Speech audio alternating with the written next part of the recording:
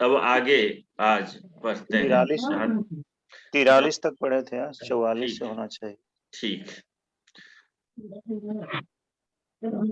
तो मूल रामायणम पर सीधे आते हैं और यहाँ से शुरू करते हैं।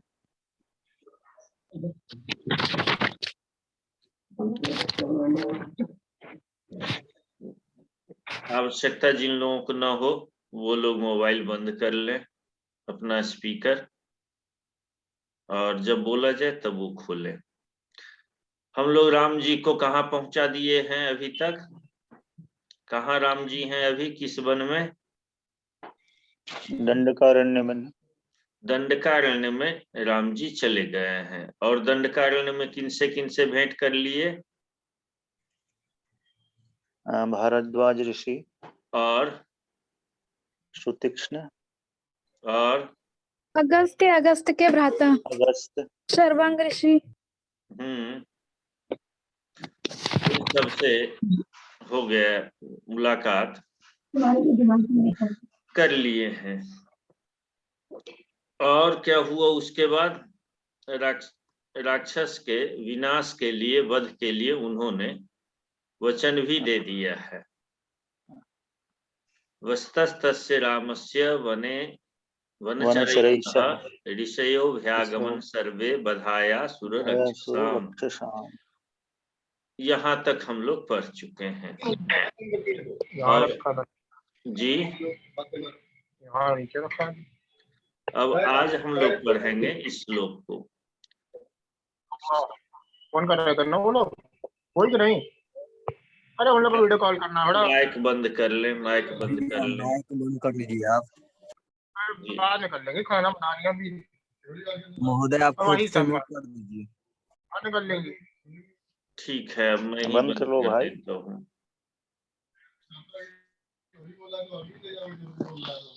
ठीक। तो बात ये हो रही है, श्लोक पढ़ना हम पहले एक लाइन सीख लेते हैं। श्लोक है स तेषां प्रतिशुश्राव राक्षसानां तदा बने प्रतिज्ञातश्च रामेण वधः संयति रक्षसाम। ये श्लोक पढ़ना है। ऋषिणाम अग्निकल्पानाम दंडकारण्य वासिनाम। ये श्लोक हो गया था या नहीं हुआ था? नहीं हुआ। हो गया था, भूल गए। नहीं हुआ था गुरुजी। नहीं हुआ था? नहीं तो गुरुजी। ठीक है, आरती कह दी तो नहीं हुआ है। मैं अन्वय पहले पढ़ता हूँ, उसको पीछे पीछे बोलिएगा, फिर श्लोक पढ़ना सीखेंगे। ठीक, अन्वय आप लोगों को दिख रहा है? तदा वने सह, यहाँ से पढ़ेंगे। तदा वने सह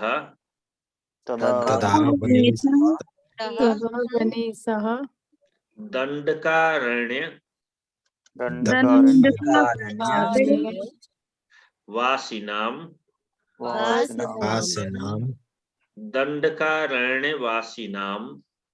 दंडकारण्य वासिनाम अग्निकल्पानाम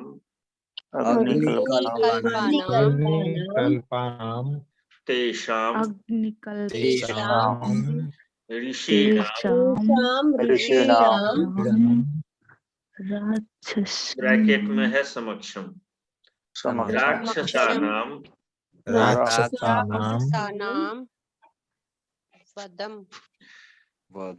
वधम ब्रैकेट में है प्रतिशुश्राव सुश्राव, वो कॉमा है, विसर्ग नहीं है। प्रतिशुश्राव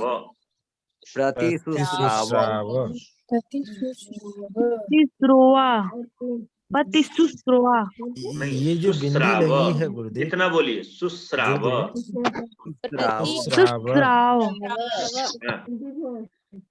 संयति च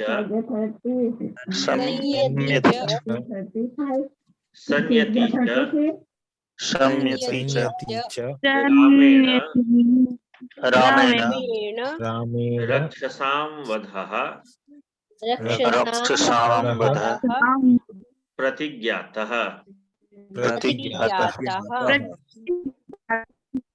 प्रतिज्ञातः प्रतिज्ञातः।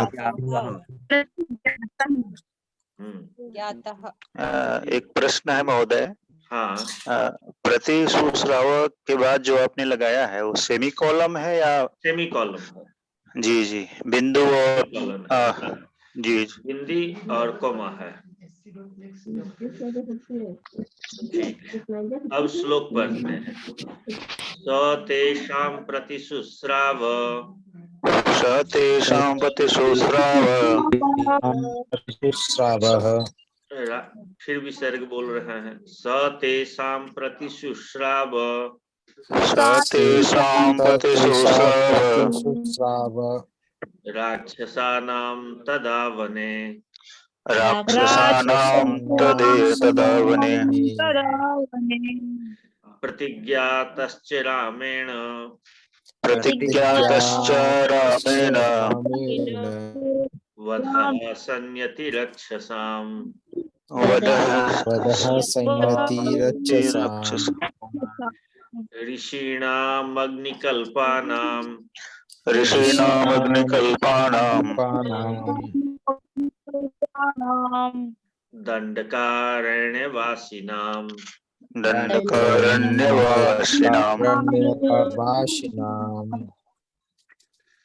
अब इसको अन्वय नीचे दिया गया है ताकि यह वाक्य में बदल जाए। यह तो श्लोक था। श्लोक में क्या होता है, पद होते हैं जैसे स तेषां प्रतिशुश्राव, यह एक चरण हुआ। दूसरा चरण राक्षसानाम तदा वने, और यह अनुष्टुप छंद में है। अनुष्टुप छंद में नियम होते हैं छंद के, उस नियम के अनुसार श्लोक को सजाते हैं, शब्दों को रखते हैं। तो संस्कृत में कोई शब्द नहीं रख करके श्लोक बना लिया हो गया, लेकिन जब हम उस श्लोक को एक वाक्य में बनाते हैं उसको अन्वय कहते हैं। कमल, यदि आप आवाज हो रही हो तो माइक म्यूट कर लें, जब आवश्यकता हो तब खोलें। तो इसको हम क्या करते हैं, एक श्लोक को वाक्य में बना लेते हैं। कहते हैं तदा, तदा यहां से लिया, तदा वने का तदा है शब्द। तब, तदा क्या है, अन्वय है। तदा वने, वने का अर्थ क्या हो जाएगा, वन में। वन में। हाँ, तब मने उस समय, वन में। किस समय वन में, यह पहले के संदर्भ को जानने की आवश्यकता हो जाती है, क्योंकि यहाँ तदा शब्द का प्रयोग आया है।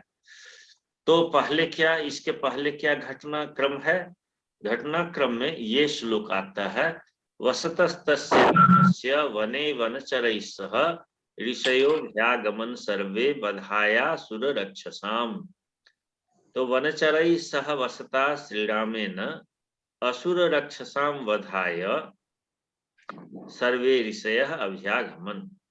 सभी ऋषि वहां पर आए, किनके पास, राम के पास आए। तो राम जी उस समय वनचरों के साथ वहां निवास कर रहे थे, और उनके निवास के समय, निवास करते समय बहुत सारे वहां असुर लोग भी उपद्रव कर रहे थे, पहले भी कर रहे थे, और राम जब वहां आए तब भी उन लोगों का उपद्रव चल रहा था। तो ऋषि लोग आए, किस लिए आए, कि इन असुरों और राक्षसों का विनाश किया जाए, वध किया जाए, ये कहने के लिए आए उनके पास। तो इससे दो बातें हुई। एक तो दंडकारण्य में राम रह रहे हैं, निवास कर रहे हैं, और दूसरी बात उनसे ऋषि आकर के बोले कि इन असुरों और राक्षसों का विनाश किया जाए, वध किया जाए। जब ये बात हो गई तब तदा, उस समय, वने सह, वन में वह, सह मने क्या होता है, राम, तब वन में वह राम, हो गया इतना। अब आगे अर्थ करते हैं। दंडकारण्यवासिनाम अग्निकल्पानाम, ये दोनों में एक ही विभक्ति है और एक ही वचन है कि नहीं, रामाणाम। तो राम शब्द के षष्ठी बहुवचन में क्या रूप बनेगा, रामा। वैसे ही अग्निकल्प शब्द है, अग्निकल्पानाम। तो अग्निकल्पा नाम दंडकारण्यवासी शब्द है, तो दंडकारण्यवासिन शब्द है, वासिन शब्द में भी आम विभक्ति लाके दंडकारण्यवासी नाम यही रूप बनेगा। तो दंडकारण्यवासी नाम का अर्थ क्या होगा, दंडक, दंडक वन के निवासी, दंडक वन के वासी, वासी, हाँ, जो वहां वासी निवास कर रहे थे। वो कैसे थे, कहते हैं अग्निकल्प। अग्निकल्पा नाम। अग्नि जितना तेजस्वी होता है, और हिंदी में हम अग्नि को वो कहते हैं, स्त्रीलिंग मानते हैं, तो होती है कहते हैं, तो संस्कृत में अग्नि पुल्लिंग है। तो अग्नि में जो तेज है, वैसे ही ऋषि भी तेजस्वी थे, इसीलिए यहाँ कल्पप प्रत्यय का प्रयोग किया गया है। ठीक, तो अग्नि के समान तेजस्वी दंडकारण्य में रहने वाले, यहां तक अर्थ हो गया। तेषाम उन, और ऋषिणाम, ऋषिणाम में भी षष्ठी विभक्ति है। हाँ हाँ, जब नीचे चलेंगे तब आपको उसके बारे में और क्लियर हो जाएगा। यहाँ अर्थ बता दे रहा हूं। और कल्पप प्रत्यय होता है, कल्पप, ये आया होगा अग्निकल्पा नाम, अग्नेह ईशत ऊनाह अग्निकल्पाः तेषाम। तो थोड़ा कम अर्थ में ईशत ऊन माने थोड़ा कम अर्थ में कल्पप प्रत्यय होता है। ठीक, तद्धित का प्रत्यय है। दो प्रत्यय बहुत अच्छे प्रत्यय आए हैं, एक यहाँ कल्पप प्रत्यय है और दूसरा यहाँ पर इतच प्रत्यय है। ये दो प्रत्यय हैं और दोनों तद्धित के प्रत्यय हैं। चलिए, तो अग्निकल्पा नाम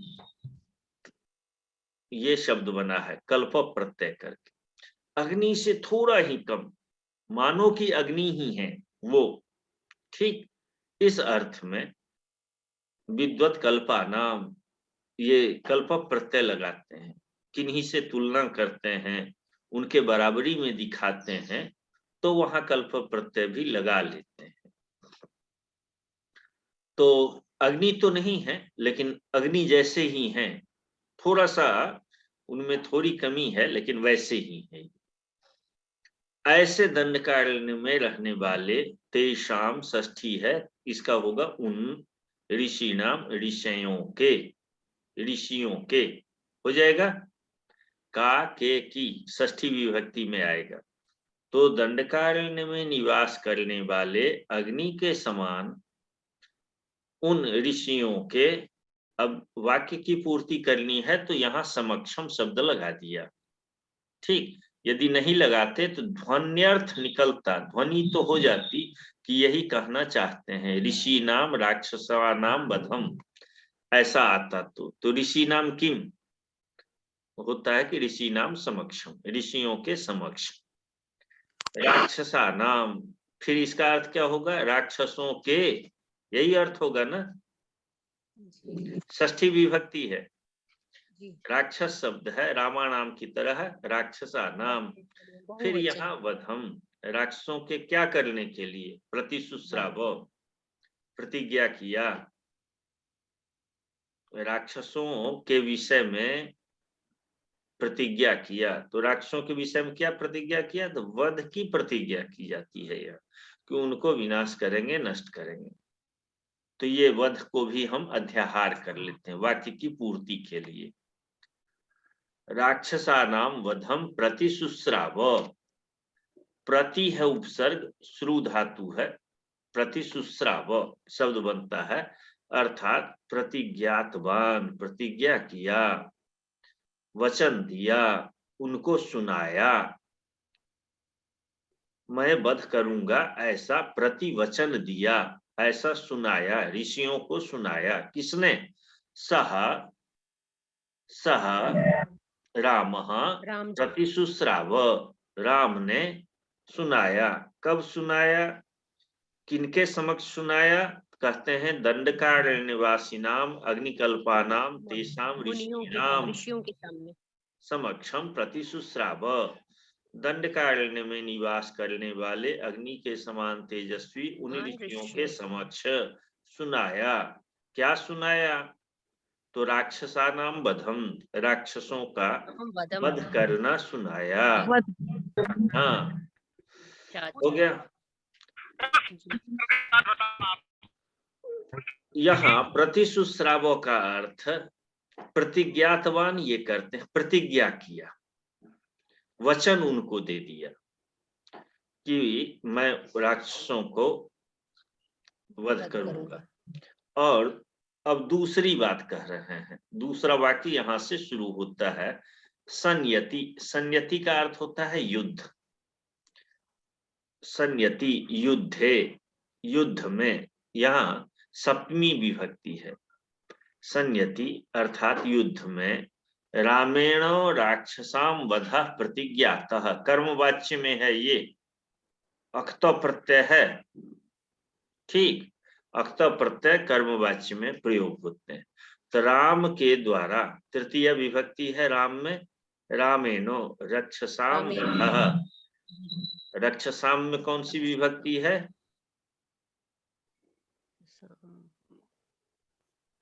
राम नाम रक्षस। रक्षस शब्द है, आम विभक्ति है। ठीक, राक्षस शब्द अलग होता है, रक्षस शब्द अलग होते हैं। ठीक, तो रक्षस शब्द है राक्षसों के, षष्ठी विभक्ति ही है, आम विभक्ति। राम के द्वारा राक्षसों का वध की प्रतिज्ञा की गई। ठीक, अर्थ लग गया पूरा? जी। कहीं कुछ पूछना है इसमें? नहीं महोदय। नहीं। अर्थ कहीं दिक्कत, कोई शब्द कठिन लग रहा हो? प्रतिशुश्राव शब्द कठिन लग रहा है, और प्रतिज्ञातः, ये दो शब्द कठिन है जी। और तीसरा शब्द इसमें दंडकारण्य वासी, ये तो प्रयोग वाक्य में है। ये समझ में आ गया। ये शब्द तो वहां के निवासी, नी उपसर्ग लगा देते हैं तो निवासी हो जाता है, और ये वासी शब्द है, तो ये कठिन शब्द नहीं है। चलते हैं थोड़ा शब्दों का और देख लेते हैं कि कौन प्रत्यय है, क्या है। थोड़ा संधि देख लेते हैं, थोड़ा समास देख लेते हैं, और कौन प्रत्यय हुए हैं ये भी देख लेते हैं, तो शब्दों को धीरे धीरे ज्यादा समझ लेंगे।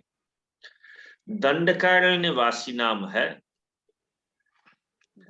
दंडक नामक जो अरण्य है उसको दंडकस्य अरण्यम।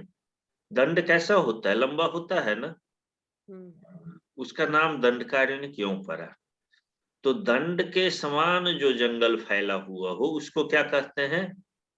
दंडकारण्य। दंडकारण्य। ठीक, और तस्मिन वसंती इति दंडकारण्य वासिन, ऐसा शब्द बनेगा। और यहाँ पर षष्ठी विभक्ति हो करके दंडकारण्य वासिनाम हो जाएगा। अर्थात दंड के समान जो अरण्य है उसमें जो निवास करते हैं। एक दिन मुझे लग रहा है कि कभी ऐसे ही कोई श्लोक आया या मैं चर्चा कर रहा था, बोला था कि यहाँ दंडकारण्य वासी नाम कहेंगे, और यदि अग्निकल्पा नाम तेषाम ऋषि नाम नहीं कहते हैं तो दंडकारण्य में निवास करने वाले तो बहुत सारे राक्षस भी थे, राक्षस भी थे, और वहां पर अन्य जनजाति के लोग भी थे, बहुत सारे लोग थे। उन सबको दंडकारण्यवासी कहते हैं, लेकिन उनके समक्ष प्रतिज्ञा नहीं किए हैं। प्रतिज्ञा किनके समक्ष किए हैं? अग्निकल्प उन ऋषियों के समक्ष प्रतिज्ञा किए हैं। लेकिन उस समय इससे एक चीज और ध्वनित होता है कि केवल दंडकारण्य में ही ऋषि नहीं रहते थे, और वन में भी ऋषि रहते थे। जैसे भरद्वाज ऋषि कहाँ रहते थे? चित्रकूट में रहते थे, और चित्रकूट जो है वो दंडकारण्य नहीं था। चित्रकूट तक दंडकारण्य फैला नहीं था। दंडकारण्य बहुत घना जंगल था। इसीलिए हम लोग पहले श्लोक में पढ़ चुके हैं, दंडकान प्रविवेशः, वो दंडक वन में प्रवेश किए। तो दंडक वन में जो ऋषि रह रहे थे उन ऋषियों के समक्ष प्रतिज्ञा किए हैं। तो दंडकारण्य वासिन शब्द से ये अर्थ हो गया स्पष्ट। अब अग्निकल्पानाम की चर्चा हो चुकी है।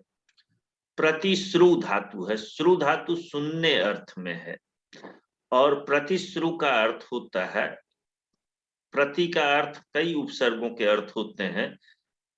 किसी ने कुछ आपसे कहा और उसका जब उत्तर दिया जाता है, जैसे प्रत्युत्तर कहते हैं ना, तो जब तक कोई प्रश्न नहीं होगा तब तक प्रत्युत्तर नहीं होगा।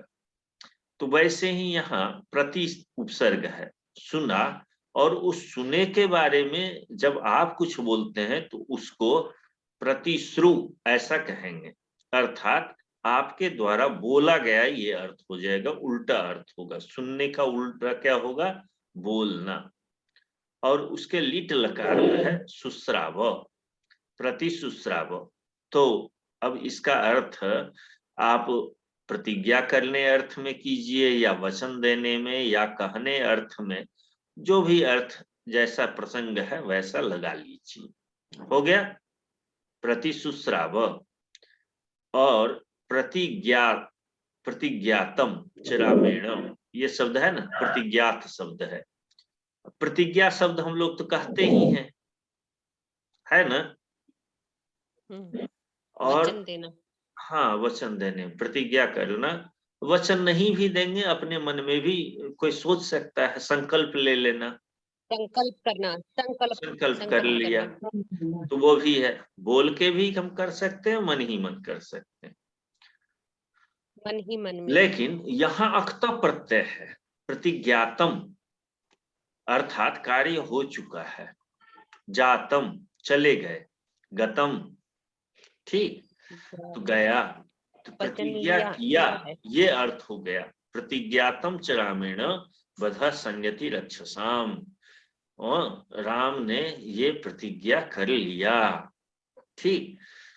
कर लिया। और यहाँ दो चीजें हैं, एक तो प्रतिज्ञातम च रामेण है, हाँ? रक्षसाम वधा प्रतिज्ञातः। तो इससे ये चीज है कि पहला जो प्रतिशुश्राव है वो संकल्प लिया।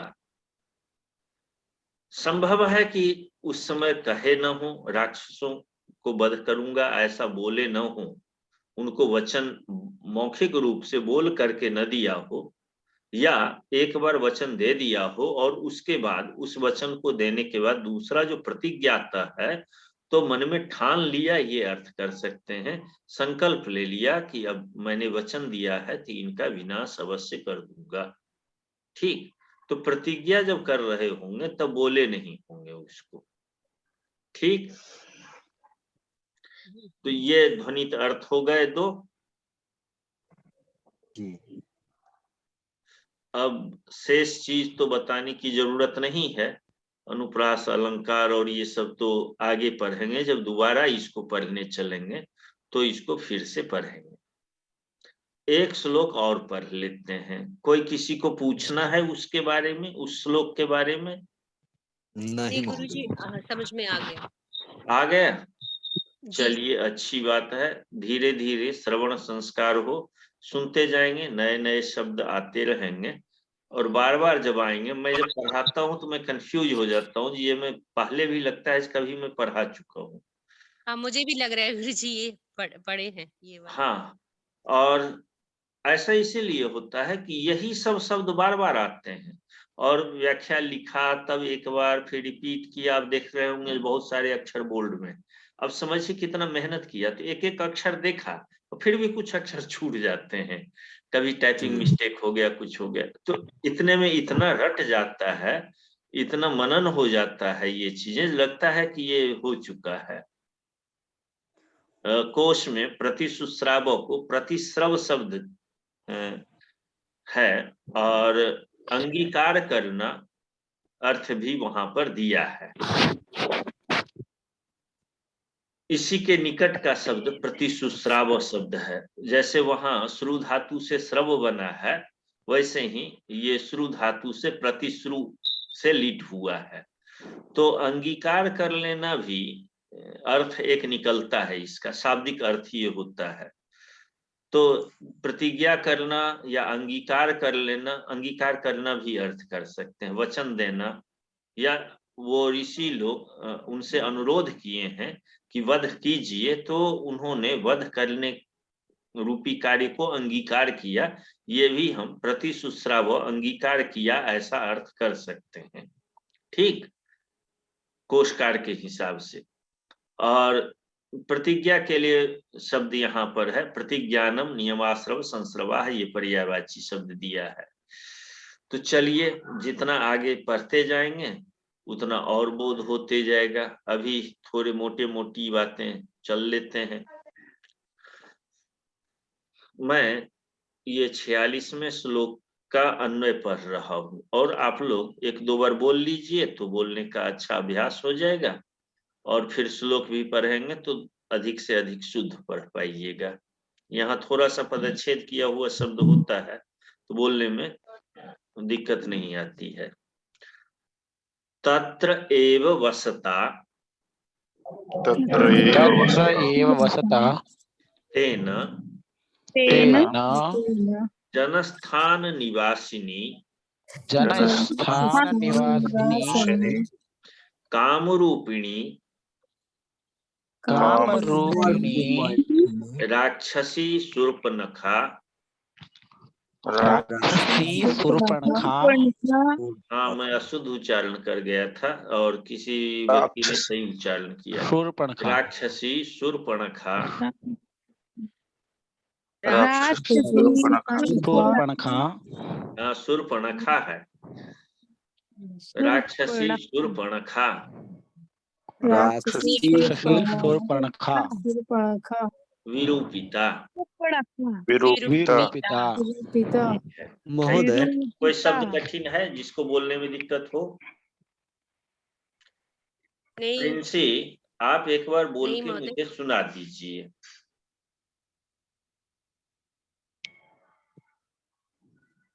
श्लोक महोदय अन्वय।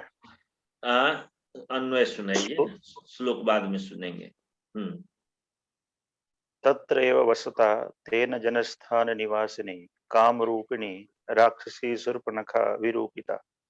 ठीक है, और आरती तुम भी सुनाओ। तत्र एव वसता तेन जन स्थानीय।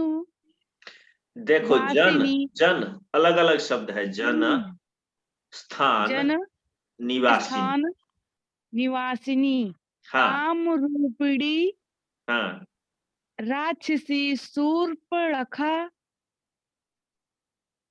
विरूपिता। विरूपिता। जी ठीक, जन व्यक्ति को बोलते हैं, स्थान जानती ही हो, जगह को बोलते हैं। तो व्यक्ति का जो जगह हो उसको क्या बोलते हैं? जनस्थान। जनस्थान, ठीक, जनस्थान। लेकिन यहाँ पर जनस्थान। जन का अर्थ थोड़ा दूसरा है जो हम अभी बताएंगे। तो शब्द को समझाने के लिए कह रहा हूं। तो जन शब्द से परिचित हो, स्थान से परिचित हो, और निवासिनी कहाँ की निवासिनी हो, निवासी शब्द, और महिला के लिए निवासिनी शब्द कर दिया। तो जनस्थान निवासिनी हो गया। फिर से बोलो इस शब्द को। जन्म स्थान जन्म कह रही है, जनस्थान। जनस्थान। जनस्थान। हाँ, स्थान निवासिनी। हाँ ठीक है, चिंटू आप बोलिए। जी महोदय। तत्र एव कहाँ गए जी? ठीक है। तत्र एव वसता तेन जन स्थान निवासिनी काम रूपिणी राक्षसी शूर्पणखा विरूपिता। ठीक है, कमल।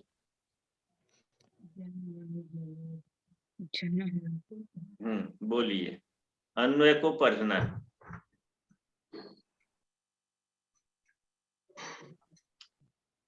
कमल क्या आप बोल पाएंगे?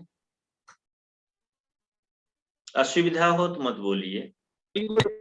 हाँ बोलिए। जी बोलिए। तथा एव वसता तेन स्थानवासिनी विरूपिता। हाँ, अब मान के हम चलते हैं कि श्लोक सही आप लोग पढ़िएगा। अब श्लोक पढ़ते हैं।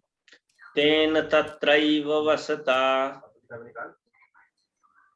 तेन तत्रैव वसता जनस्थान निवासिनी जनस्थान निवासिनी विरूपिता शूर्पणखा विरूपिता शूर्पणखा राक्षसी कामरूपिणी। राक्षसी कामरूपिणी।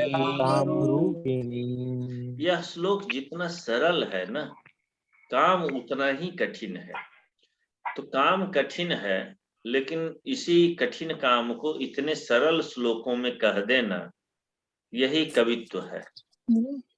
इसीलिए वाल्मीकि महान है। अब देखिए, यहाँ विरूपिता है क्रिया, विरूप कर दिया गया। रूप, रूप करना श्रृंगार करना हुआ, ठीक। और विरूप कर देना माने रूप से हीन कर देना। हो गया ना? विरूपिता का अर्थ समझ में आ गया? रूप से रहित कर देना। हाँ, विरूपिता। केन विरूपिता? लक्ष्मणेन कहता है तेन विरूपिता।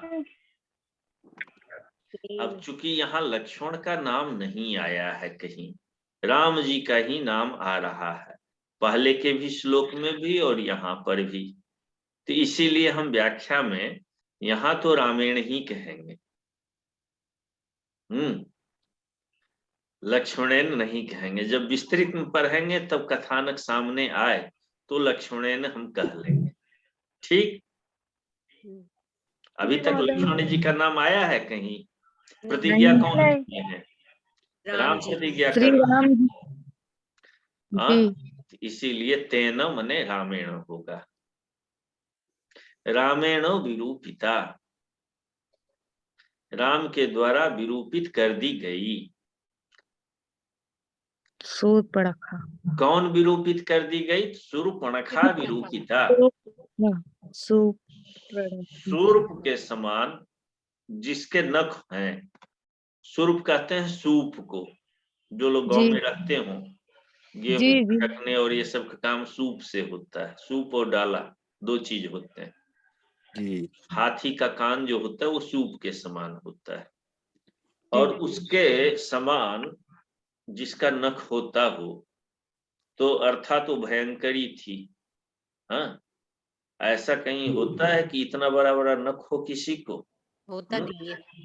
होता नहीं। लेकिन वो चूंकि कौन थी? तो राक्षसी, राक्षसी शूर्पणखा। मानुषी नहीं थी। कौन थी वो? राक्षसी थी। हाँ, तो राक्षसी शूर्पणखा विरूपिता। रामेण राक्षसी शूर्पणखा विरूपिता। और वो कैसी थी ये देखिए। ये शूर्पणखा जो है प्रथमा एक वचन का है, ठीक। और इसी के विशेषण में यहां से यहां तक शब्द आए हैं। जनस्थान निवासिनी काम रूपिणी राक्षसी, ठीक। वो शूर्पणखा क्या थी? राक्षसी थी। और क्या थी वो? पुनश्च कीदृशी? काम रूपिणी। काम रूपिणी थी। काम इच्छा रूपिणी, काम को इच्छा कहते हैं, ठीक। रूप इच्छा के अनुरूप रूप धारण करने वाली काम रूपिणी, ठीक।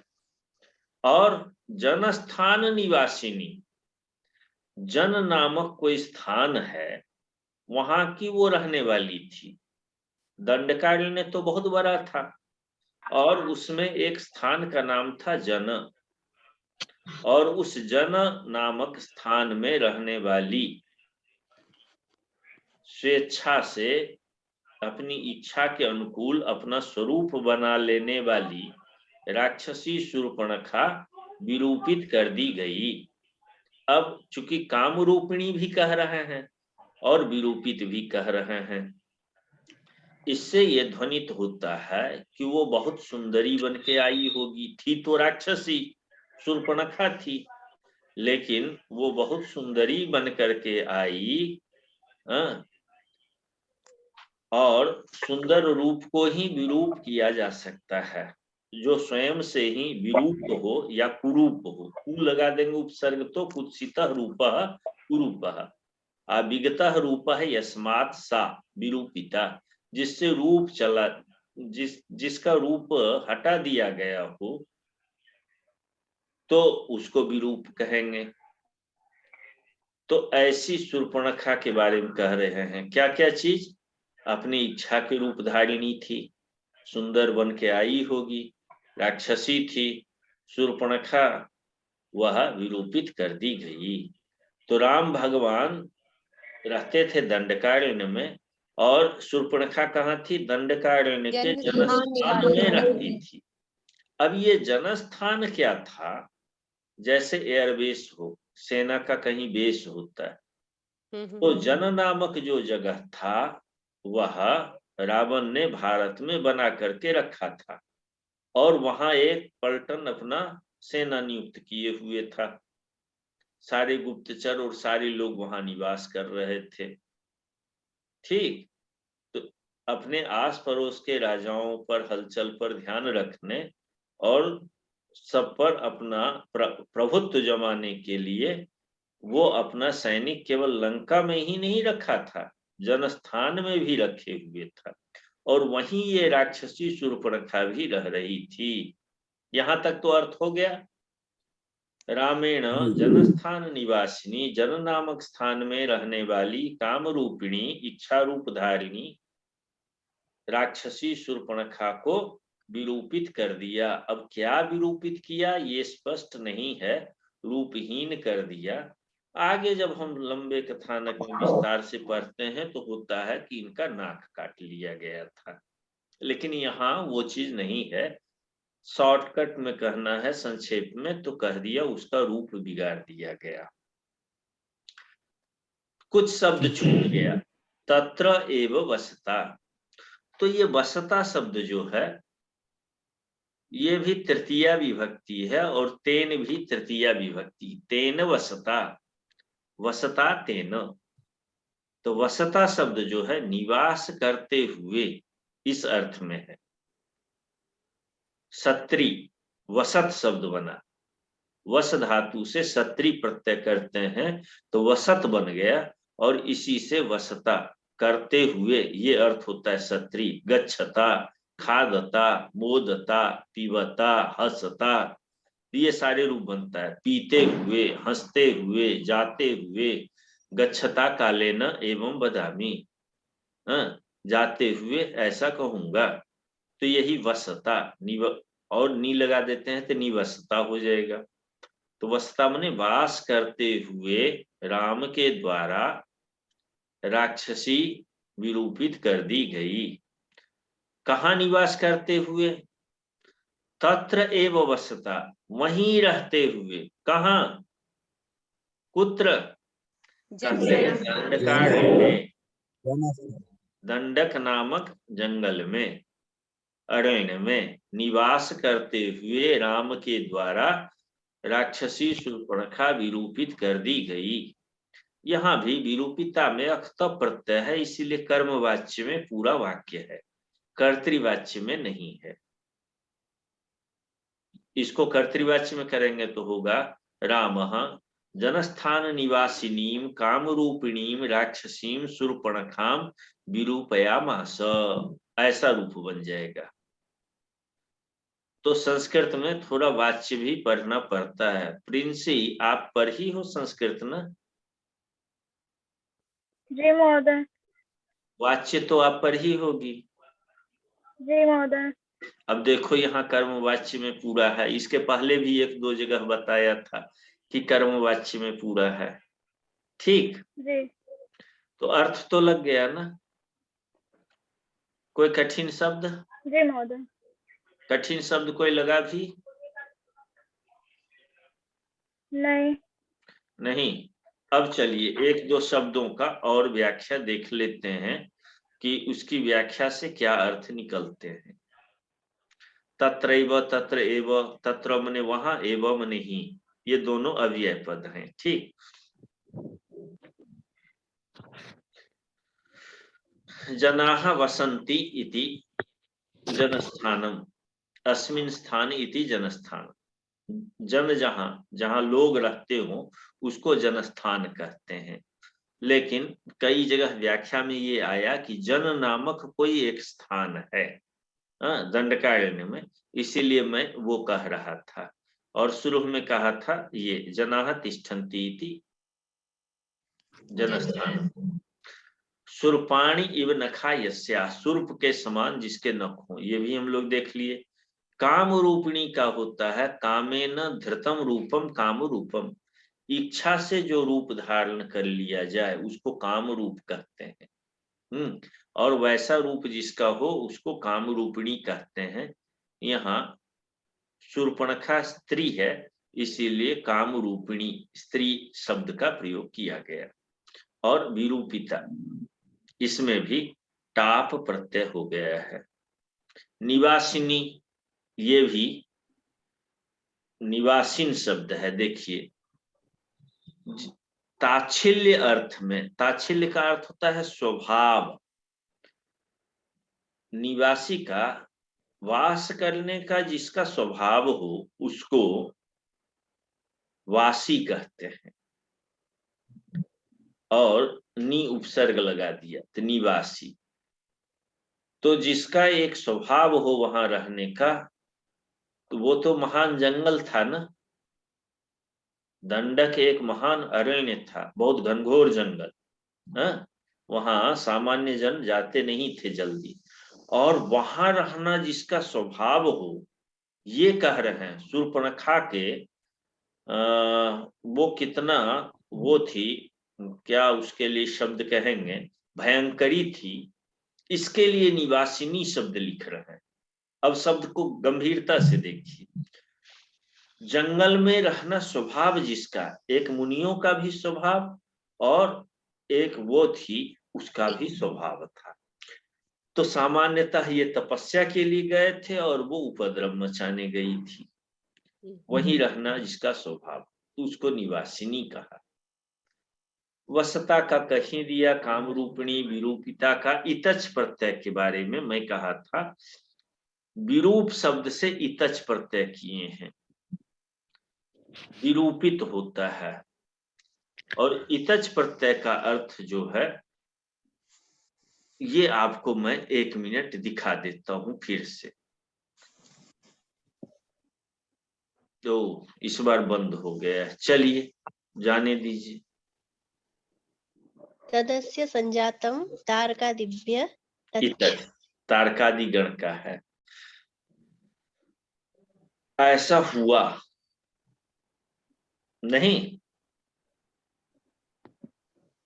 तत् अस्य संजातम, विरूप जिसका हो गया, इस अर्थ में हो गया अर्थ में इतच प्रत्यय है। कौन ये श्लोक बोले हैं, सूत्र बोले? तदस्य संजातम तारकादिभ्य इतच। जी गुरुजी, मैं थी। क्या नाम? मोनिका। अच्छा, मोनिका। मोनिका बीच में नहीं आई थी, बताइए। आप इतना बढ़िया बीच में कह देती हैं, मन खुश हो जाता है कि आप इतना व्याकरण में हर चीज याद रखी हैं। और मैं जब पढ़ा हूं तब मुझे ये याद हुआ। आज आज मेरी मन में जिज्ञासा हुई इतेच प्रत्यय किस अर्थ में है। तब मैंने फिर अपने ही ब्लॉग में गया और जा करके देखा संस्कृत शिक्षण पाठशाला 5 में तद्धित प्रत्यय का लिखन किया हूँ। जब लिखा था तब लिखा था, उसमें सब कुछ ठीक ठाक लिखा हुआ है, लेकिन मैं भूल गया था, लेकिन आपको याद है तो ये बड़ी बात है, बहुत अच्छा है, मेमोरी बहुत अच्छी है। शूर्पणखा हो ही गया, तो ये सारा चीज अर्थ लग गया। कहीं कोई कठिनाई तो नहीं किसी को? इसमें कुछ पूछना भी किसी को? नहीं महोदय जी। सब सही? सर पूछना जी, यही बिल्कुल। है, हाँ, पूछना यही है कि अभी जो मैम है जिनको हर चीज याद रहता है, वो थोड़े से टिप्स हमें भी दे कि हम किस तरह से याद करें। अब देखिए बार बार वो पढ़ी होगी, याद होने का मतलब है क्या कि फोकस इसी पर, वो चूंकि ग्रामर की रही हो या इसकी तैयारी काफी की होगी, इसीलिए इतना बहुत 2-3 लोगों को मैंने कहा, शायद ये मोनिका ही है क्या, इतना प्रेजेंट रहती ग्रामर में, इतना स्ट्रांग बोलती है, बहुत अच्छा रहता है इसका हर चीज में। और ये कृदंत भी उतने ही तैयार, समास भी उतने ही, वैसे ही तद्धित भी इतनी ही तैयार। ये थोड़ा कठिन होता है सबको संभालना एक साथ। और इतज प्रत्यय जैसे प्रत्यय बार बार प्रयोग में कम नहीं आते हैं, कुछ प्रत्यय तो बहुत बार बार प्रयोग में आते हैं, लेकिन इतच जैसे प्रत्यय पर ध्यान रखना ये बड़ी बात है। और हम आप बता दीजिए मोनिका, आप कैसे इतना याद रखती हैं? मैं पढ़ाती हूँ क्लास के अंदर ये वाले सूत्र। अच्छा, तो कितना से कितना जो पढ़ाती हैं? आयुर्वेद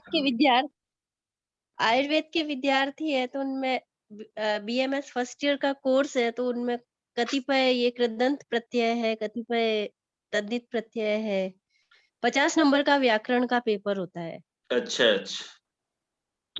तो जब मैंने पहली बार पढ़ाना शुरू किया था तो मैंने निश्चय किया था कि मैं क्लास के अंदर किताब नहीं ले जाऊंगी या कुछ लिखित सामग्री नहीं लेके जाऊंगी। अच्छा, तो तो फिर उसी से मैं बहुत अभ्यास में आ तैयारी गया। करके जाती थी, हाँ, ये तो फिर मैं भी, अभ्यास बहुत करके जाती थी। मेरा भी कई दिन हो गया था, तो आज बैठ करके मैं इसको फिर से अभ्यास किया, थोड़ा पढ़ा तब बैठा आज। अब इसी से पता चलता है कि मैं होमवर्क किया था, इतच देखा था, कई दिन छूट गया किया हुआ, ये व्याख्या लिखे हुए छूट गए, लाल पीला करना छूट गया था, तो ये किए हुए भी कई दिन हो गए थे, इससे कठिनाई हमें होती पढ़ाने, इसीलिए मैं एक बार देखा कि कहीं बाद में फंस न जाऊं मैं। ये है इतच प्रत्यय के बारे में, यहाँ पर मैं सर्च करके देखा था। तारकादी एक गण है और ये गण में आते हैं, युक्त अर्थ में होता है। यदि हिंदी वाले को समझाना हो, हम लोग तो संस्कृत में समझ जाते हैं, तो ये युक्त अर्थ में प्रकट हो गया, वैसा हो गया, इस अर्थ में इतच प्रत्यय का प्रयोग करते हैं। तीनों लिंगों में रूप होते हैं, हलंत्यम से इतच के इत का हलंत्यम से इत संज्ञा होकर के, अरे देखिए यहाँ गलत है, हलंत्यम में की हलंत्यम से इत संज्ञा होकर लोप हो जाता है, इतो शेष रहता है। अच अच लिखना चाहिए, अच की हलंत्यम इतच में अच की हलंत्यम से इत संज्ञा होकर लोप हो जाती है। हाँ, चौकी होगी, चौकी होगी, इतो शेष बचेगा। तो तारका से ये शब्द है इतच प्रत्यय, ये तार्कितम नभः, पुष्पितम, पिपासितः, ऐसा सब रूप बनते हुए जाता है। यहाँ उदाहरण दिया था। पंडित शब्द भी इसी से बना है।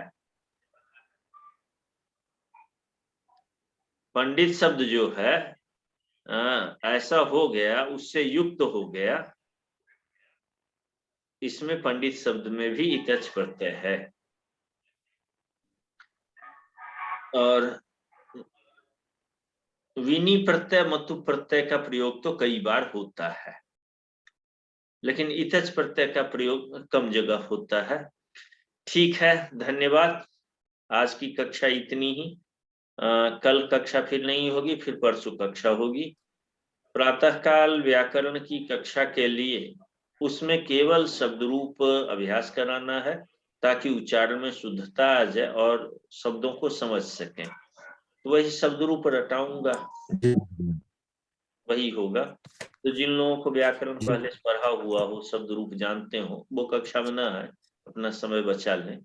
और हालांकि ये बहुत लो लेवल का काम है, लेकिन जब तक वो चीज न किया जाए, ये काव्य ग्रंथ तक पहुंचने में कठिनाई होती है। इसीलिए कुछ शब्द रूप, कुछ धातु रूप, कुछ अव्यय पदों से परिचय, ये सब थोड़ा बेसिक संस्कृत की आवश्यकता हो जाती है।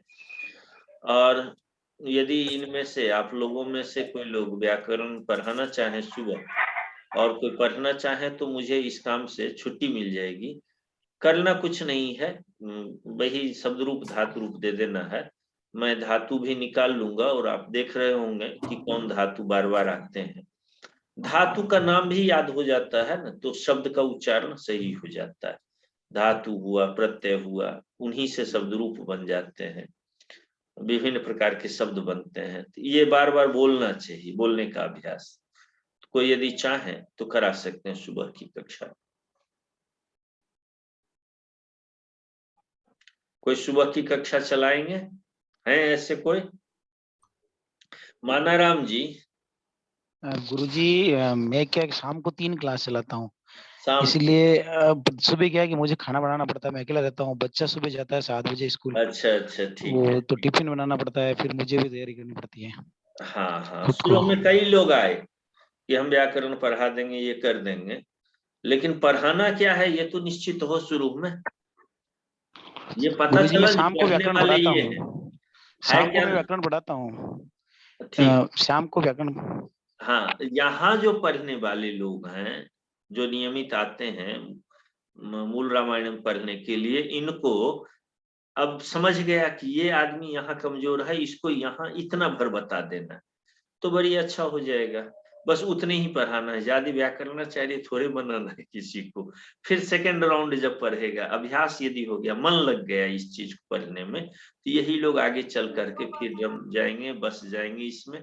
और शुरुआत में यदि जो लोग बच्चे हैं और पढ़ रहे हैं, समझ में आ गए, इनको बहुत कठिन पढ़ा दो, केवल ग्रामर पढ़ा दो तो भी दिक्कत है। ठीक है, शुभ रात्रि। कोई एक श्लोक, मोनिका जी आप पढ़िए। जी गुरुदेव, प्रश्न था गुरुदेव। हाँ, पूछिए। हाँ, वही प्रश्न गुरुदेव व्हाट्सएप पे जो भेजा था मैंने। ठीक है, वो बाद में व्यक्तिगत आपका प्रश्न है, व्यक्तिगत उत्तर दे देंगे। जी ठीक। जी जी। हाँ, मोनिका जी। जी सर, पढ़ती हूँ। हाँ, राम जी के कहाँ गए? मंगलम कौशलेन्द्राय महनीय गुणाब्धये चक्रवर्ती तनुजाय सार्वभौमाय मंगलम। वेद वेदांत विद्याय मेघश्यामल मूर्तये पुंसां मोहन रूपाय पुण्यश्लोकाय मंगलम। धन्यवाद। पहला जो दूसरा चरण था पहले श्लोक का, मंगलम कौशलेन्द्राय हाँ महनीय गुणाब्धये। हाँ, ठीक है, ठीक। इसके पाठ भेद मिलते हैं। गुणात्मने भी शब्द मिलता है और गुणाब्धय भी मिलता है। मैं सुनने में थोड़ी दिक्कत हो गई थी, गुणाब्धय ये शब्द नहीं सुना, मुझे लगा कि आप कह क्या रही हैं। ठीक, धन्यवाद। शुभरात्रि सभी लोगों को। शिवरात्रि। शिवरात्रि महोदय जी। शिवरात्रि। शुभरात्रि। पुनर्मिलामः। नमो नमः महोदय। नमो नमः।